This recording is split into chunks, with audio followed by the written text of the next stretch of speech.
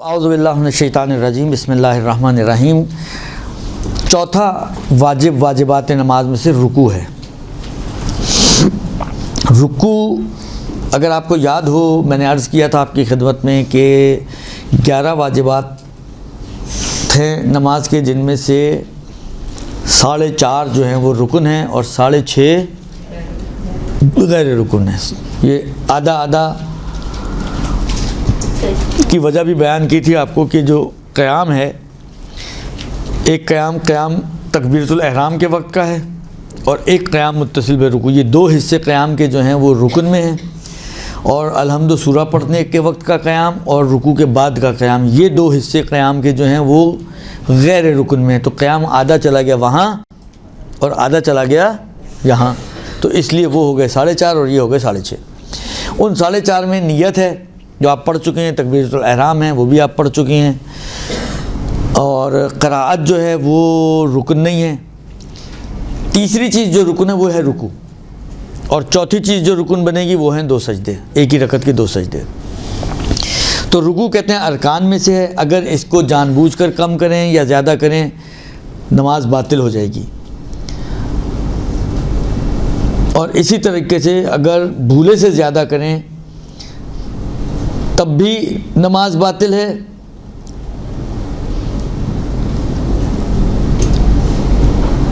اور بھولے سے زیادہ کریں تو بھی احتیاط لازم کی بنا پہ نماز باطل ہے۔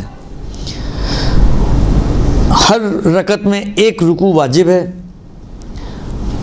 نماز آیات کے علاوہ میں،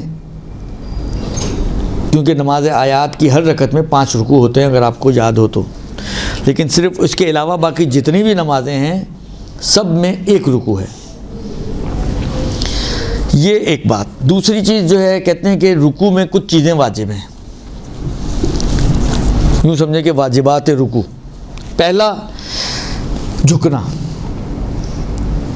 رکوع میں اتنا جھکنا کہ انگلی کی جو اطراف ہیں، یہ والا حصہ، ابتدائی حصہ، وہ آپ کے گھٹنوں تک پہنچ جائے۔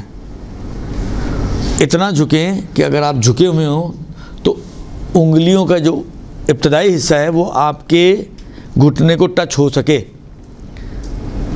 گھٹنوں تک پہنچ سکے۔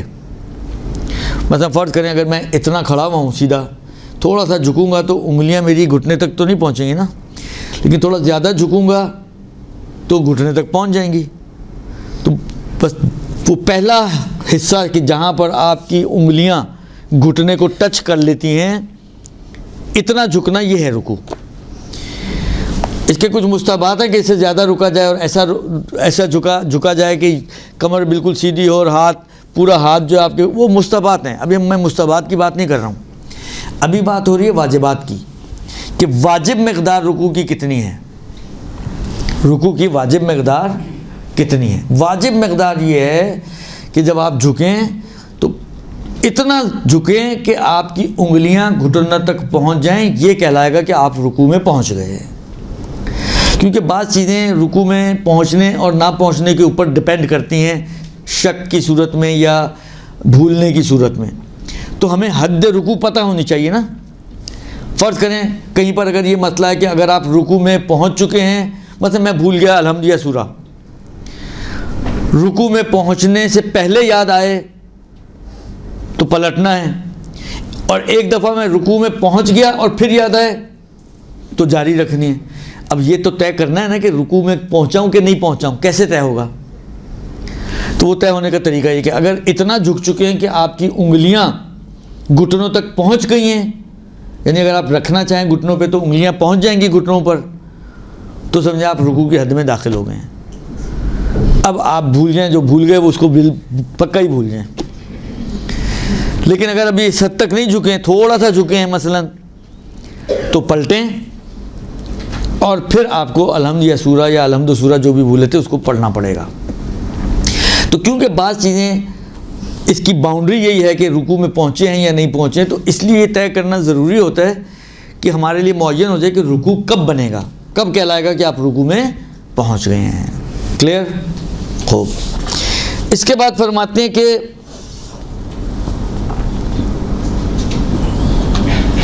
اس سے کمتر اگر آپ جھکیں گے تو وہ رکوع نہیں کہلائے گا. اسی طرح عورتوں کے لیے بھی ہے احتیاط کی بنا پر. البتہ مردوں کے لیے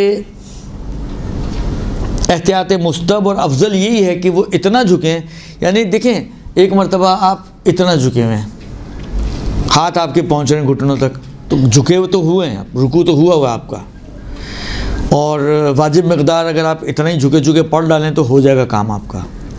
لیکن افضل, زیادہ ثواب, بہتر وہ کیا ہے, کہتے ہیں اتنا جھکے کہ اس کی ہتھیلی گھٹنا کو جو کیپ ہوتا ہے نا اس تک پہنچ جائے. آپ مرد کی ہتھیلی, مرد کے لیے اس کی ہتھیلی اس گھٹنے کے کیپ تک پہنچ جائے, یعنی وہ اس کو پکڑ سکے. تو اتنا جھکنا تو ممکن ہے. ابھی اتنا جھکے ہوئے تھے, اس تک ہاتھ پہنچانے کے لیے آپ کو اتنا جھکنا پڑے, درست. تو تھوڑا سا چند انچوں کا ڈفرنس آ سکتا ہے اس جھکنے میں, لیکن یہ چند انچ جو زیادہ ہیں یہ افضل ہے, اس میں زیادہ بہتر ہے, واجب نہیں ہے. واجب اتنا ہی ہے جو چند انچ پہلے والی مقدار تھی. ٹھیک ہے جی. ایک سوال ہے, ہاں جی. کیوں مردوں کے لیے وہ کیا ہے؟ دیکھیں کیوں تو اللہ ہی جانتا ہے, وہ اوپر والا. اب اس کا جواب تو میں کیا دوں.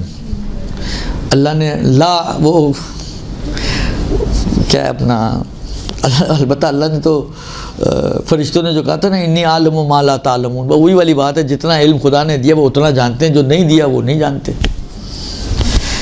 کیوں کے لیے آپ کو تھوڑا سا اجتہاد کی طرف جانا پڑے گا, جا کے مجتہدہ بنے, اور جتنا کیوں کیا کرنا ہے وہاں جا کے آپ دبا کے کریے گا, درست. خوب.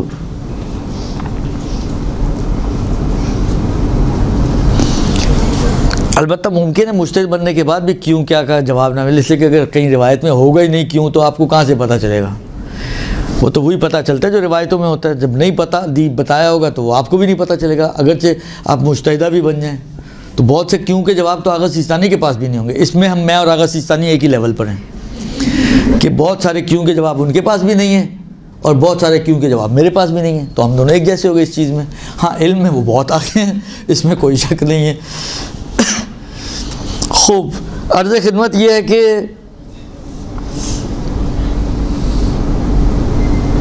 یہ پہلی چیز. دوسری چیز جو واجب ہے رکوع میں,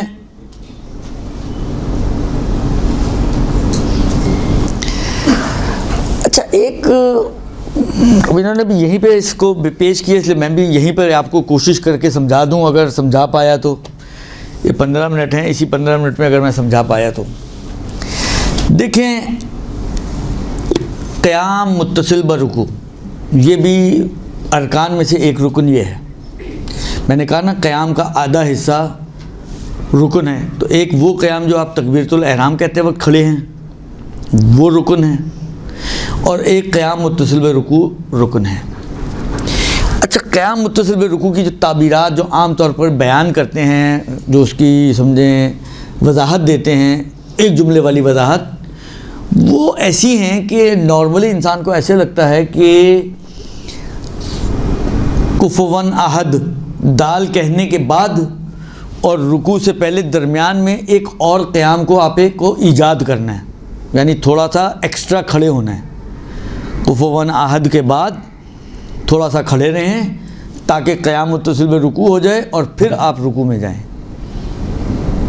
یہ تصور عام طور پر آپ توضیح کو بھی پڑھ کے دیکھیں, اور ضرور دیکھیے گا. آج گھر جا کے فرمائشی پروگرام ہے, درست, میری فرمائش پہ پڑھیے گا, ذرا دیکھیے گا یہ واقعی ایسا اس میں سے کچھ نکلتا ہے یا نہیں نکلتا.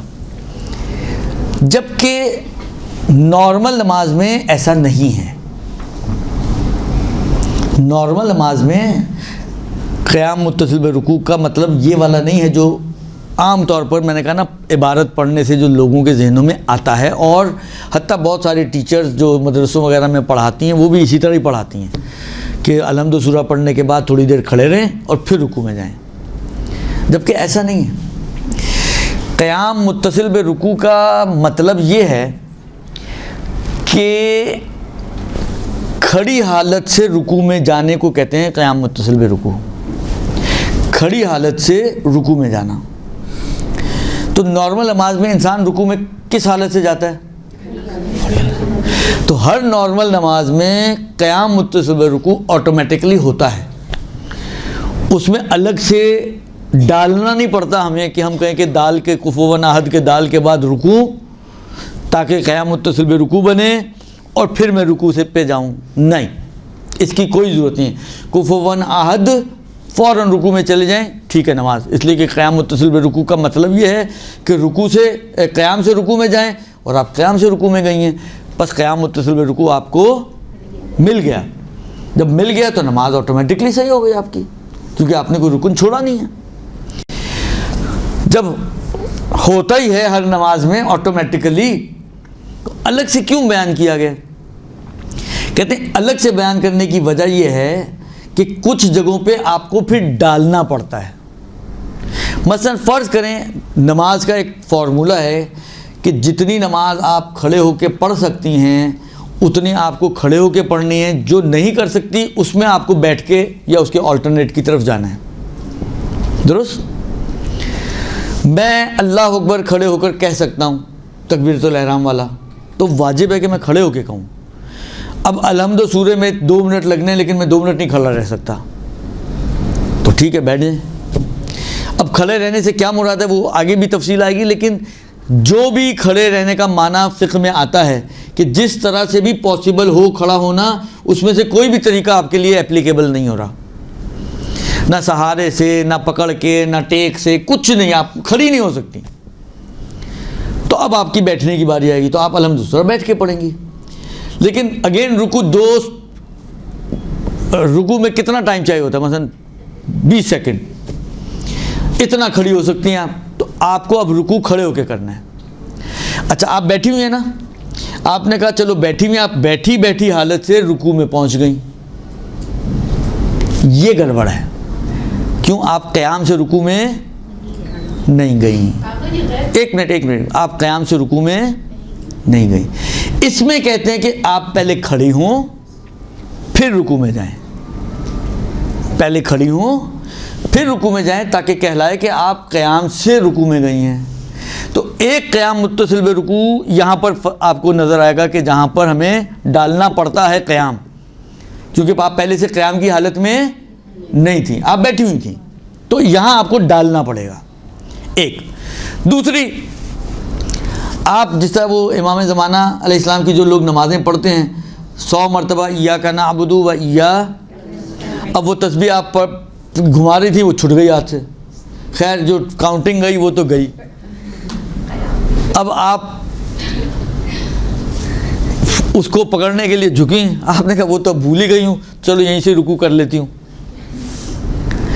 تو آپ جھکے تسبیح اٹھانے جھکی تھی، اور اسی جھکی حالت میں آپ چلی گئیں کس میں؟ رکوع میں. یہ رکوع کافی نہیں ہوگا. یہاں پہ بھی اگین آپ کو کیا کرنا ہوگا؟ پہلے کھڑے ہونا پڑے گا، پھر کھڑے ہونے کے بعد رکوع میں جانا پڑے گا تاکہ کہلائے کہ آپ کھڑے سے رکوع میں گئے ہیں. ادھر پھر ڈالنا پڑتا ہے قیام متصل برکوع. تو اس جیسے موارد میں قیام متصل برکوع کو ڈالنا پڑتا ہے. وَإِلَّا یہ اگر چھوڑ دیں آپ، یہ جو بولا جاتا ہے الگ سے وہ ان موارد کی وجہ سے بولا. آپ کا رومال گر گیا، آپ بے ساختہ رومال اٹھانے کے لیے جھکی، پھر خیال آیا الحمد سورہ تو میں پڑھی چکی تھی، رکوع ہی کرنا تھا، وہیں سے جھکے آپ نے رکوع بنا دیا اس جھکنے کو. یہ کافی نہیں ہوگا. کھڑے ہوں اور کھڑے سے رکوع میں جائیں. تو ان موارد میں قیام متصل برکوع ڈالنا پڑتا ہے، اور وہ انہی موارد کے لیے اس کو لایا جاتا ہے بیچ میں. وَإِلَّا ان سے ہٹ کر جو نارمل نماز ہے جس کی جو عام طور پہ ہم لوگ پڑھتے ہیں، اس میں قیام متصل برکوع خود بخود شامل نماز ہوتا ہی ہے. اس میں الگ سے ڈالنے، لہذا اگر کوئی گیپ نہ دے سورہ کے اختتام پر اور رکوع کے درمیان تو اٹس اوکے، کیونکہ آپ کھڑے سے ہی رکوع میں جا رہی ہیں تو گیپ دینا واجب نہیں ہے. یہ ہے قیام متصل برکوع. جی اب فرمایا. نہیں قیام متصل برکوع رکنی ہے، رکن نہیں ہے. درست. تو کہتے ہیں کہ دوسری چیز جو انہوں نے کہا، کہتے ہیں وہ یہ قیام متصل برکوع ہے، لہذا اگر کوئی شخص جان بوجھ کر اس کو ترک کر دے گا تو اس کی نماز باطل ہو جائے گی۔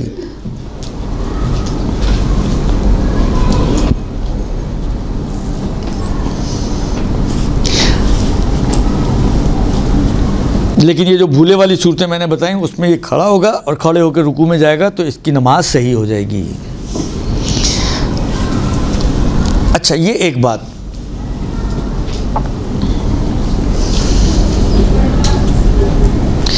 اچھا، دوسری چیز جو انہوں نے یہاں پر بیان کی ہے، اب یہ بھی اگرچہ پہلے بھی یہ مسائل تو آ چکے ہیں، 7 منٹ بچے ہیں، میں کوشش کرتا ہوں اس کو پورا کر دوں مسئلے کو۔ دیکھیں، رکوع، یہی باتیں جو میں ابھی رکوع میں آپ کی خدمت میں عرض کر رہا ہوں، یہ اگین لفظ چینج ہو گئے، رکوع کی بجائے سجدہ آ جائے گا، لیکن کٹ پیسٹ ہوں گی وہاں پر، درست؟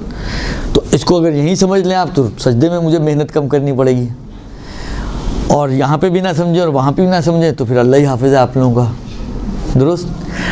تو اس لیے اس پہ ذرا غور کیجئے گا کیا کہہ رہا ہوں میں۔ دیکھیں، 3 ان کی کلمات کو اگر آپ پڑھیں گی نا تو آپ کو لگے گا کہ 3 سٹیپس ہیں رکوع کے لیے۔ اب میں نام انہوں نے تو نہیں رکھے لیکن میں خود نام رکھ رہا ہوں ان کے۔ پہلا جو نارملی جو ہم رکوع کرتے ہیں، نارمل رکوع، ٹھیک ہے۔ دوسرا مرحلہ آتا ہے عرفی رکوع، کہ آپ جتنا نارملی جھکا جاتا ہے اتنا نہیں جھک رہے ہیں، اس سے کم جھک رہے ہیں، لیکن عرف کہہ رہا ہے کہ ابھی آپ رکوع میں ہی ہیں، عرف اس کو رکوع مان رہا ہے۔ عرف یعنی کیا؟ دیکھنے والے، معاشرہ، یہ جو آپ کے اطراف میں گھوم پھر رہے ہیں، یہ عرف ہے اور یہی معاشرہ ہے۔ یہ اگر آپ کو اس کیفیت میں دیکھیں تو کہیں کہ ہاں آپ رکوع میں ہیں، اگرچہ جو نارمل رکوع ہے، جو حقیقی رکوع ہے، اتنا نہیں جھکے ہیں آپ، اس سے کم جھکے ہیں، لیکن یہ جو کمی ہے نا وہ اتنی زیادہ نہیں ہے کہ عرف اس کو رکوع ہی نہ مانے۔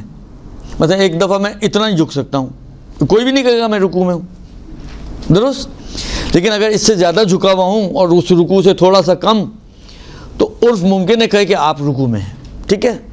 تو ایک ہے حقیقی رکوع جو نارمل رکوع ہے، ایک ہے عرفی رکوع جو اس سے تھوڑا کم ہے۔ جب تک پہلا پاسبل ہے دوسرے کی باری نہیں آتی، پہلا پاسبل ہی نہ ہو کسی بھی طریقے سے، اتنا آپ جھک ہی نہیں سکتی، تو دوسرے کی باری آئے گی، یعنی عرفی رکوع کی۔ جب تک عرفی رکوع پاسبل ہے تو تیسرے کی باری نہیں آئے گی، تو ابھی بتاتا ہوں وہ کیا ہے۔ لیکن جب یہ دوسرا والا ہے نا، اب اتنا آپ بس بہت زیادہ اگر میکسیمم جھک سکتے ہو تو اتنا، اور اس کو عرف رکوع نہیں مانتا، بالکل سمجھے، تھوڑا سا ہلیاں، درست؟ اس سے زیادہ آپ نہیں جھک سکتی ہیں، مثلا کمر کی پین ہے، کسی ہڈی کی پین ہے، کچھ بھی بالآخر مسئلہ ہے جس کی وجہ سے آپ نہیں ہل سکتی۔ اب باری آئے گی تیسرے سٹیپ کی۔ تیسرا سٹیپ کیا؟ اشارہ، اشارے سے رکوع کرنا۔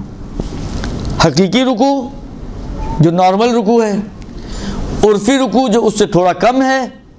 جب یہ دونوں پاسبل نہ ہو، یعنی اب جتنا آپ جھک رہی ہیں اس کو عرف بھی رکوع نہیں مان رہا، تو اب باری آ جاتی ہے اشارے کی۔ اشارے میں بھی کہتے ہیں کہ پہلے جو ہے وہ سر سے اشارہ کرے گا، سر میں بھی کالر لگا ہے، اکڑا ہوا ہے سر آپ کا، ہل نہیں رہا، تو پھر وہ اپنی آنکھوں سے اشارہ کرے گا، بند کرے گا رکوع کرنے کی نیت سے اور کھولے گا رکوع سے اٹھنے کی نیت سے۔ تو اشارے میں 2 مرحلے ہیں۔ سر سے اشارہ پہلے مرحلے میں یہ ممکن ہے، تو آنکھوں کا اشارہ کافی نہیں ہوگا جب تک سر سے اشارہ کرنا، مثلا میرا سر کھلے آزاد ہے، کمر میں پرابلم ہے، سر میں تھوڑی ہے، تو سر تو میں ہلا ہی سکتا ہوں، درست؟ تو سر سے اشارہ کروں گا، یعنی رکوع کی نیت سے سر جھکاؤں گا، سبحان ربی الاعلی و عظیم و بحمدہ سمع اللہ لمن حمدہ، سر اٹھا لوں گا رکوع سے اٹھنے کی نیت سے۔ جب یہ بھی پاسبل نہ ہو تو پھر وہ آنکھیں بند کرنا اور کھولنے کی باری آئے گی۔ تو حقیقی رکوع، عرفی رکوع، سر سے اشارہ، آنکھوں سے اشارہ، یہ 4 سٹیپس ہیں رکوع کے، درست؟ اور یہ 7 یعنی یہ چاروں سٹیپس پچھلے سٹیپ کے پاسبل نہ ہونے کی صورت میں ہیں، یا تو پاسبل نہیں ہیں یا اتنی زیادہ اس پچھلے سٹیپ میں مشقت شدیدہ ہے کہ جو عام طور پہ قابل برداشت نہیں ہوتی، جس کو ہم فقہی زبان میں کیا کہتے ہیں؟ حرج. حرجی ہو جائے آپ کے لیے جھکنا. درست؟ پس نارمل ممکن ہو تو عرفی کی باری نہیں ہے. جب نارمل کسی بھی طریقے سے ممکن نہ ہو یا حرجی ہو جائے تو عرفی کی باری. عرفی ممکن ہو تو اشارے کی باری نہیں آئے گی، لیکن اگر عرفی ناممکن ہو جائے یا حرجی ہو جائے تو اشارے کی باری آئے گی. اشارے میں بھی پہلے سر کے اشارے کی باری آئے گی، وہ ممکن نہ ہو تو آنکھوں سے اشارے کی باری آئے گی. یہ 4 سٹیپس ہیں کہ جو آپ کو رکوع میں جن پر عمل کرنا ہوتا ہے. درست جی؟ میرا خیال ہے چلیں 2 منٹ پہلے آپ کو چھوڑ دیتے ہیں. صلی اللہ علیہ وسلم.